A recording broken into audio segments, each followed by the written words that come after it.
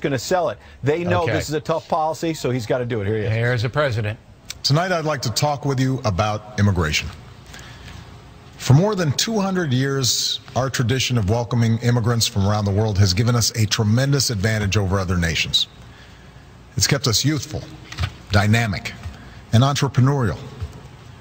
It has shaped our character as a people with limitless possibilities. People not trapped by our past, but able to remake ourselves as we choose. But today, our immigration system is broken, and everybody knows it. Families who enter our country the right way and play by the rules watch others flout the rules. Business owners who offer their workers good wages and benefits see the competition exploit undocumented immigrants by paying them far less. All of us take offense to anyone who reaps the rewards of living in America without taking on the responsibilities of living in America.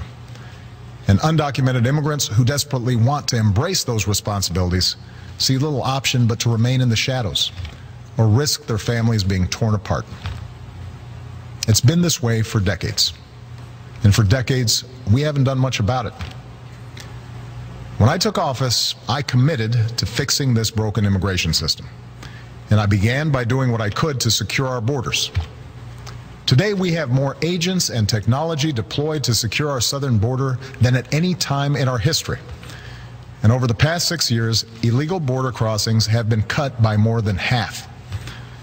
Although this summer there was a brief spike in unaccompanied children being apprehended at our border, the number of such children is now actually lower than it's been in nearly 2 years. Overall, the number of people trying to cross our border illegally is at its lowest level since the 1970s. Those are the facts.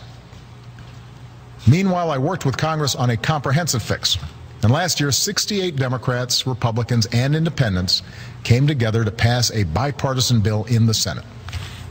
It wasn't perfect. It was a compromise. But it reflected common sense. It would have doubled the number of Border Patrol agents while giving undocumented immigrants a pathway to citizenship if they paid a fine, started paying their taxes, and went to the back of the line. And independent experts said that it would help grow our economy and shrink our deficits. Had the House of Representatives allowed that kind of bill, a simple yes or no vote, they would have passed with support from both parties. And today it would be the law.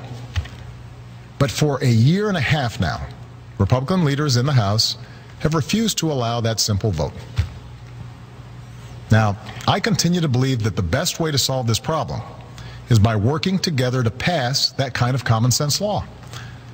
But until that happens, there are actions I have the legal authority to take as president, the same kinds of actions taken by Democratic and Republican presidents before me, that will help make our immigration system more fair and more just. Tonight, I'm announcing those actions. First, we'll build on our progress at the border with additional resources for our law enforcement personnel so that they can stem the flow of illegal crossings and speed the return of those who do cross over. Second, I'll make it easier and faster for high-skilled immigrants, graduates, and entrepreneurs to stay and contribute to our economy, as so many business leaders have proposed.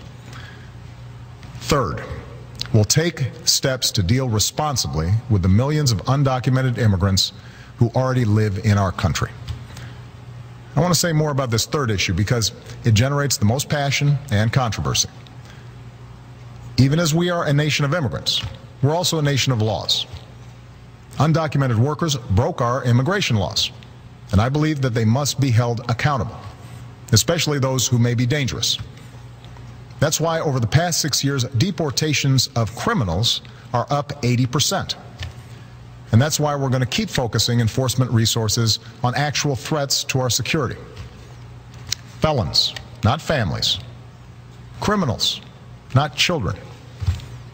Gang members, not a mom who's working hard to provide for her kids. We'll prioritize, just like law enforcement does every day. But even as we focus on deporting criminals, the fact is millions of immigrants in every state, of every race and nationality, still live here illegally. And let's be honest, tracking down, rounding up, and deporting millions of people isn't realistic. Anyone who suggests otherwise isn't being straight with you. It's also not who we are as Americans. After all, most of these immigrants have been here a long time. They work hard, often in tough, low-paying jobs. They support their families. They worship at our churches. Many of their kids are American-born or spent most of their lives here. And their hopes, dreams, and patriotism are just like ours. As my predecessor, President Bush, once put it, they are a part of American life. Now, here's the thing. We expect people who live in this country to play by the rules. We expect that those who cut the line will not be unfairly rewarded. So we're going to offer the following deal. If you've been in America for more than 5 years, if you have children who are American citizens or legal residents, if you register, pass a criminal background check, and you're willing to pay your fair share of taxes, you'll be able to apply to stay in this country temporarily without fear of deportation. You can come out of the shadows and get right with the law. That's what this deal is. Now let's be clear about what it isn't. This deal does not apply to anyone who has come to this country recently. It does not apply to anyone who might come to America illegally in the future. It does not grant citizenship or the right to stay here permanently or offer the same benefits that citizens receive. Only Congress can do that. All we're saying is we're not going to deport you. I know some of the critics of this action call it amnesty. Well, it's not. Amnesty is the immigration system we have today. Millions of people who live here without paying their taxes or playing by the rules, while politicians use the issue to scare people and whip up votes at election time. That's the real amnesty, leaving this broken system the way it is. Mass amnesty would be unfair. Mass deportation would be both impossible and contrary to our character. What I'm describing is accountability, a common-sense middle ground approach. If you meet the criteria, you can come out of the shadows and get right with the law. If you're a criminal, you'll be deported. If you plan to enter the U.S. illegally, your chances of getting caught and sent back just went up. The actions I'm taking are not only lawful, they're the kinds of actions taken by every single Republican president and every single Democratic president for the past half-century. And to those members of Congress who question my authority to make our immigration system work better, or question the wisdom of me acting where Congress has failed, I have one answer. Pass a bill. I want to work with both parties to pass a more permanent legislative solution. And the day I sign that bill into law, the actions I take will no longer be necessary. Meanwhile, don't let a disagreement over a single issue be a deal breaker on every issue. That's not how our democracy works. And Congress certainly shouldn't shut down our government again just because we disagree on this. Americans are tired of gridlock. What our country needs from us right now is a common purpose, a higher purpose. Most Americans support the types of reforms I've talked about tonight, but I understand the disagreements held by many of you at home.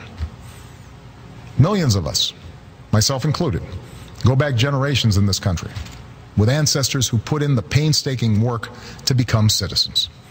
So we don't like the notion that anyone might get a free pass to American citizenship. I know some worry immigration will change the very fabric of who we are, or take our jobs, or stick it to middle-class families at a time when they already feel like they've gotten the raw deal for over a decade. I hear those concerns. But that's not what these steps would do. Our history and the facts show that immigrants are a net plus for our economy and our society. And I believe it's important that all of us have this debate without impugning each other's character. Because for all the back and forth of Washington, we have to remember that this debate is about something bigger. It's about who we are as a country and who we want to be for future generations. Are we a nation that tolerates the hypocrisy of a system where workers who pick our fruit and make our beds never have a chance to get right with the law? Or are we a nation that gives them a chance to make amends, take responsibility, and give their kids a better future? Are we a nation that accepts the cruelty of ripping children from their parents' arms? Or are we a nation that values families and works together to keep them together? Are we a nation that educates the world's best and brightest in our universities only to send them home to create businesses in countries that compete against us? Or are we a nation that encourages them to stay and create jobs here, create businesses here, create industries right here in America? That's what this debate is all about. We need more than politics as usual when it comes to immigration. We need reasoned, thoughtful, compassionate debate that focuses on our hopes, not our fears. I know the politics of this issue are tough, but let me tell you why I have come to feel so strongly about it. Over the past years, I've seen the determination of immigrant fathers who worked 2 or 3 jobs without taking a dime from the government and at risk any moment of losing it all just to build a better life for their kids. I've seen the heartbreak and anxiety of children whose mothers might be taken away from them just because they didn't have the right papers. I've seen the courage of students who, except for the circumstances of their birth, are as American as Malia or Sasha, students who bravely come out as undocumented in hopes they could make a difference in the country they love. These people, our neighbors, our classmates, our friends, they did not come here in search of a free ride or an easy life. They came to work and study and serve in our military, and above all, contribute to America's success. Now, tomorrow I'll travel to Las Vegas and meet with some of these students, including a young woman named Astrid Silva. Astrid was brought to America when she was 4 years old. Her only possessions were a cross, her doll, and the frilly dress she had on. When she started school, she didn't speak any English. She caught up to other kids by reading newspapers and watching PBS. And she became a good student. Her father worked in landscaping. Her mom cleaned other people's homes.